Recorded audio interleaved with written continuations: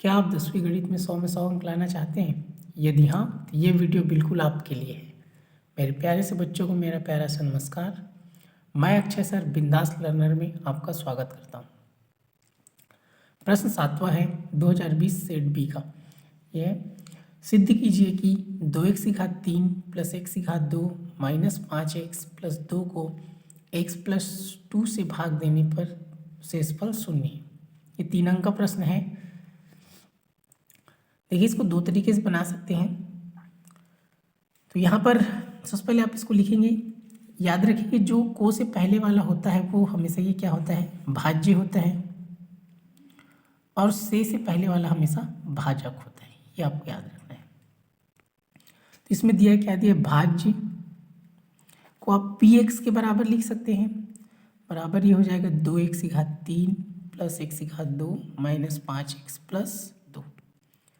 इसको आप भाजक को लिखेंगे, भाजक को gx लिख देंगे, gx बराबर x प्लस 2, ये वाला। क्लियर इतना? अब इसका शेषफल प्रमेय का नियम होता है, आपको याद रखना है। शेषफल प्रमेय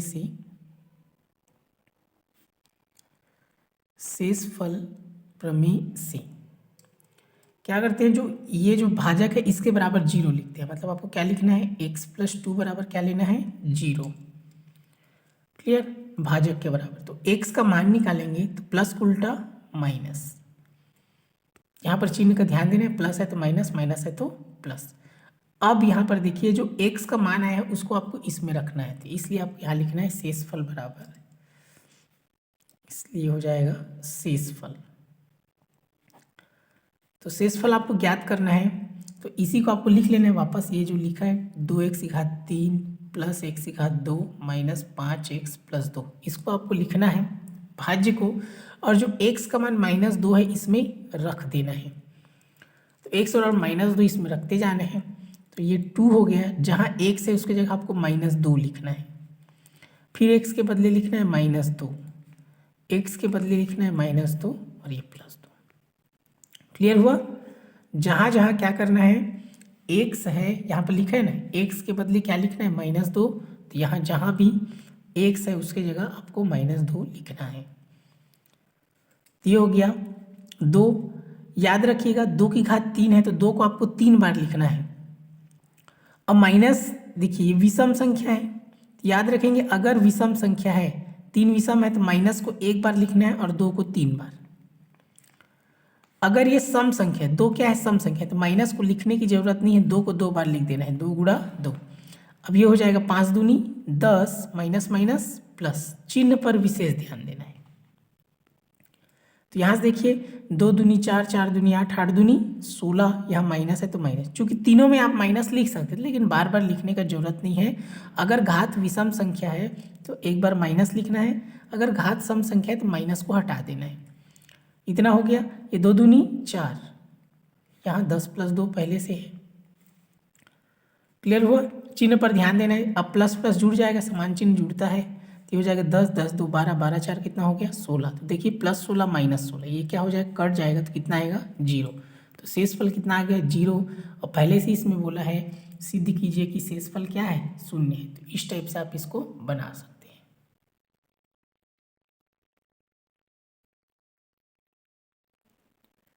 ये क्या हो गया, सिद्ध हो गया।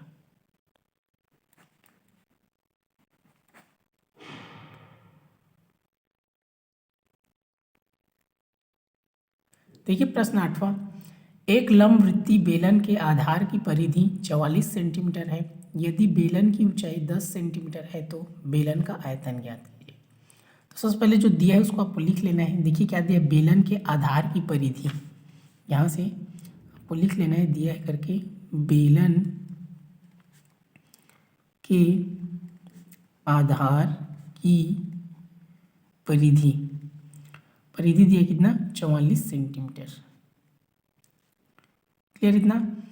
अब यहाँ पर देखिए इसका ऊंचाई दिया है, ऊंचाई दिया है 10 सेंटीमीटर, ऊंचाई बराबर 10 सेंटीमीटर। तो बेलन का आयतन ज्ञात करना है।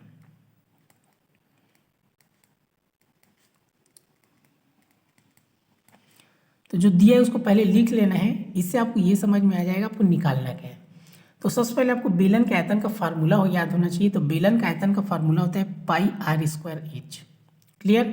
अब आपको क्या चाहिए इससे पता चल जाएगा। तो पाई का मान होता है 22/7, आर मतलब त्रिज्या और एच मतलब ऊंचाई। तो देखिए यहाँ पर एच पहले से दिया है, आर का मान निकालना है। तो चूंकि आर का मान नहीं दिया है यहाँ पर, तो परिधि क्या होता है 2πr होता है, बराबर ये क्या हो जाएगा 44। तो यहाँ पर यहीं से हमको क्या करना है, आर निकालना है। कहाँ से, परिधि से। तो इस प्रकार आप लिख लेंगे तो आपको पता चल जाएगा सवाल बनाते कैसे हैं।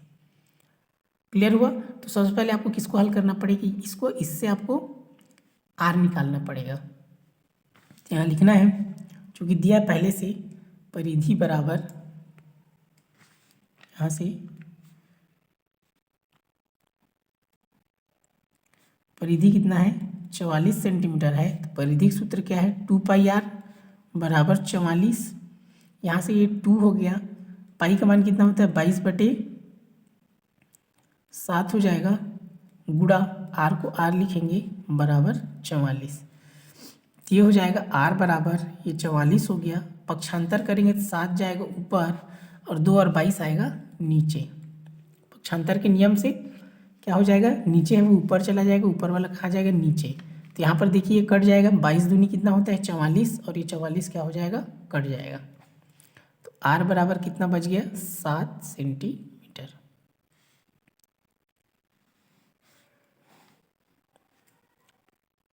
तो ये आर का मान आ गया। अब डायरेक्ट आपको फार्मूले में रख देना है, बेलन का आयतन बराबर पाई आर स्क्वायर एच, इसमें आपको रखना है।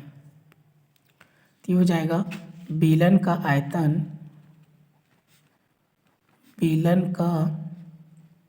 आयतन बराबर पाई आर स्क्वायर एच। अब रखना बस है आपको। तो पाई का मान होता है 22/7, आर का मान देखिए निकाले 7, तो ये 7 हो गया, घात में क्या लगाएंगे 2, गुड़ा एच, एच का मान कितना है 10, तो ये हो गया 10। तो यहाँ से हो जाएगा 22/7 गुड़ा 7 को 7 दूनी 14 नहीं करना है, 7 को 2 बार 7 गुड़ा 7 लिखना है, गुड़ा 10। तो ये 7 और 7 कट गया। तो यहाँ से देखिए 22 हो गया, अब गुड़ा कर सकते हैं, 10 सत्ते 70, जैसे गुड़ा कर ले 10 सत्ते 70। अब ये हो गया 0, 7 दूनी 14 की 4, हासिल है 1, 7 दूनी 14 और 1 15। तो 1540 आया। यहाँ पर सेंटीमीटर सेंटीमीटर, चूँकि ये आयतन है तो आयतन में घात 3 लगाते हैं और क्षेत्रफल में घात 2, तो 1540 घन सेंटीमीटर, इस प्रकार इसको लिख सकते हैं। ये क्या है, इसका आंसर है। तो सिंपल सा है, ये फार्मूला आपको याद होना चाहिए, आपसे आसानी से बन जाएगा।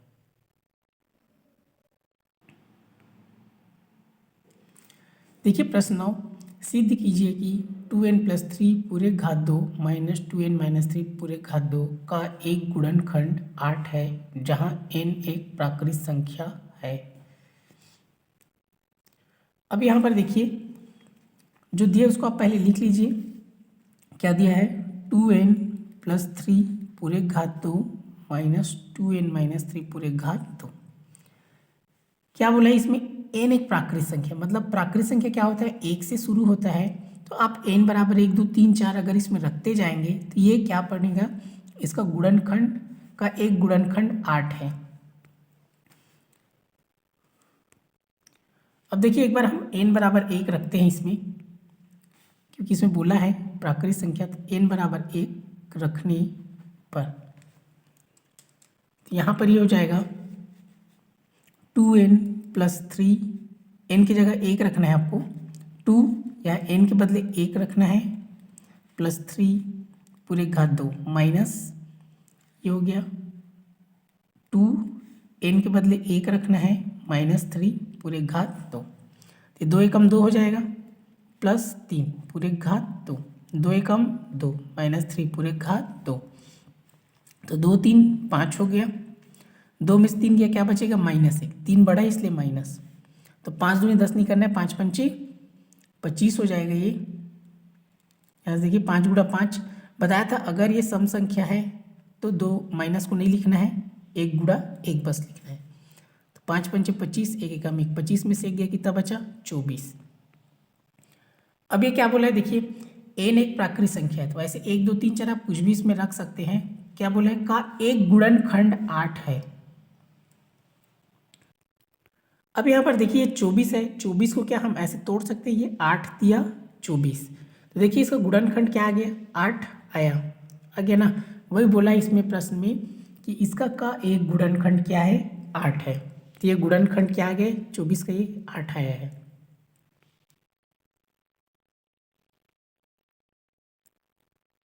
इस प्रकार आप कुछ भी 2 रख सकते हैं, 3 रख सकते हैं n बराबर, तो भी उसमें जो आएगा उसका क्या है, इस प्रकार गुणनखंड उसमें 8 आएगा ही। तो लिख सकते हैं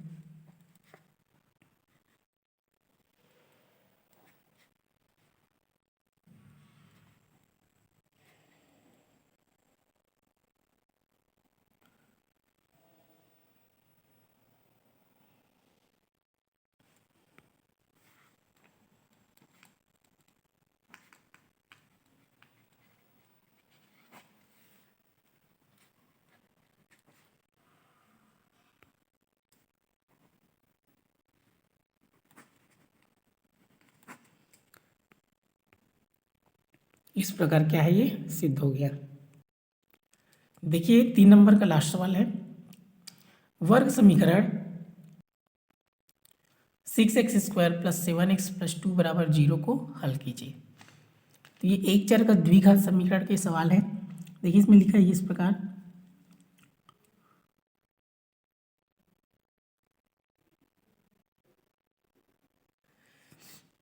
तो इसको हल करेंगे, ये 6x² + 7x + 2 बराबर 0 ये दिया है। अब आपको क्या करना है, इसको आप गुणनखंड विधि से हल कर सकते हैं, क्योंकि इसमें बोला नहीं है सूत्र विधि से हल कीजिए। अगर सूत्र विधि बोले गया श्रीधराचार्य विधि, तो उससे भी आप हल कर सकते हैं। नहीं बोला था हम इसको गुणनखंड विधि से हल करते हैं मध्य पद तोड़कर। तो ये 3 ठो रहता है, मध्य मतलब बीच वाला है ये। तो सबसे पहले पहले और लास्ट का गुणा होता है, तो देखिए 6 और 2 का आप गुणा करेंगे, 6 दूनी कितना हो जाएगा, 12। अब आपको ऐसा 2 संख्या लेना है जिसको गुणा करने पर 12 आए और जोड़ने पर 7 आए। तो देखिए 6 और 2 को जोड़ेंगे 7 आएगा क्या, नहीं आएगा, 8 आएगा। तो और ऐसा कोई पहाड़ा है जिसमें 12 होता है गुणा करने पर और जोड़ने में 7, तो देखिए यहाँ पर 4 तिया 12 होता है और 4 और 3 क्या होता है, 7 होता है। क्लियर हुआ, तो ये दोनों इसमें रूल लगना चाहिए। तो यहाँ पर हम क्या करेंगे, 6x² हो गया, 7 के बदले आपको लिखना है 4x + 3x, और 2 को 2 ही लिखना है ना, वो 12 को भूल जाए आप। तो यहाँ इसको तोड़ दिए, बीच वाले को तोड़े, 4 3 7, 4 तिया 12। अब इसका आपको जोड़ा बनाना है इस प्रकार, ये हो जाएगा। यहाँ से कि आप दोनों 3 को भी पहले लिख सकते हैं, 4 को भी बाद में लिख सकते हैं, तो उससे ये जल्दी बन जाएगा। तो आप चाहे 3 को पहले लिख ले, 4 को बाद में लिख ले, वैसे ऐसे में भी बन जाएगा, लेकिन अगर आप 3 को पहले लिखेंगे ज़्यादा आपको आसानी होगा। चलिए मैं ऐसे ही बता देता हूँ। 6 को हम इस प्रकार तोड़ेंगे, 3 दूनी 6, पूरी तरह इसको गुणनखंड करना है, x को 2 बार लिखना है। 4 को हम लिख सकते हैं 2 दूनी 4, तो यहाँ पर x एक बार है तो एक में ही लिखना है, यहाँ x 2 बार है 2 बार लिखा हूँ, इसको आप वैसे ही लिख दीजिए, 3x + 2 को कुछ नहीं करना है। अब देखिए यहाँ से दोनों साइड एक जैसे क्या है, वो कॉमन निकलेगा। यहाँ पर समझ में आ गया होगा, 2 तिया 6, x² है, 2 बार x, 2 दूनी 4, चूंकि x एक बार है तो इधर लिखे चाहे इधर लिखे, मतलब एक ही है। तो यहाँ पर देखिए 2x एक जैसे है, तो उसको एक बार लिखते हैं, इसी को बोलते हैं कॉमन निकालना। अब क्या बचा इसमें, तो इसमें बचा 3x प्लस इसमें क्या बचा 2, जिसमें ये गोला घेर दिया, इसको नहीं लिखना है, देखिए एक बार लिख चुके हैं, प्लस ये तो सेम है, देखिए 3x + 2, तो सेम है तो इसको कुछ नहीं करना है, सामने में एक लिख देना है, तो एक लिखेंगे तो मतलब वही 6। याद रखिएगा ये और ये एक जैसे होना चाहिए, समझ में आया। तो यहाँ पर देखिए अब इसको एक बार लिखना है 3x + 2, और यहाँ पर क्या बचा 2x और यहाँ पर 1, ये हो जाएगा 2x + 1। क्लियर हुआ इतना, ये मैं ऐसे गोला घेरा हूँ, आपको घेरना नहीं है, ऐसे मैं समझाने के लिए इसको कर दिया हूँ, ये सब समझाने के लिए है। अब यहाँ पर चूंकि ये 0 0 को आपको लिखते जाना है, 0 ये 0 ये 0 और ये 0। अब इसको क्या करना है, आपको तुलना करना है, तुलना करने पर एक बार लिखना है 3x + 2 बराबर 0 और एक बार लिखना है 2x + 1 बराबर 0, दोनों को लिख देना है। तो 3x हो गया, प्लस उल्टा माइनस, यहाँ पर याद रखिए शून्य रहता है तो उसको नहीं लिखता मैं। ये हो जाएगा x बराबर -2, 3 कहाँ आएगा इसके नीचे, कुछ नहीं रहता तो नीचे आता है। वैसे ये हो जाएगा 2x हो जाएगा प्लस उल्टा माइनस, तो x का मान निकालेंगे -1, 2 कहाँ जाएगा नीचे। क्लियर है, कुछ नहीं है गुणा है तो ये भाग में आएगा, नीचे आ जाएगा। तो इस प्रकार इसका उत्तर कितना है -2/3 और -1/2।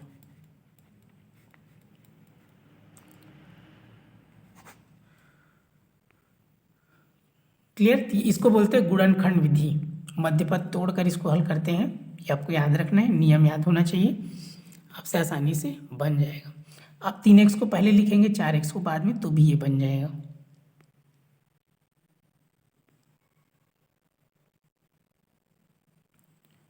तो ये 3 अंक के सभी सवाल हैं, 3-3 नंबर का था, 4 सवाल, बहुत ही आसान है, आप आसानी से बना सकते हैं। इस वीडियो को ध्यानपूर्वक देखने के लिए आपका हृदय की गहराइयों से प्रेमपूर्वक धन्यवाद।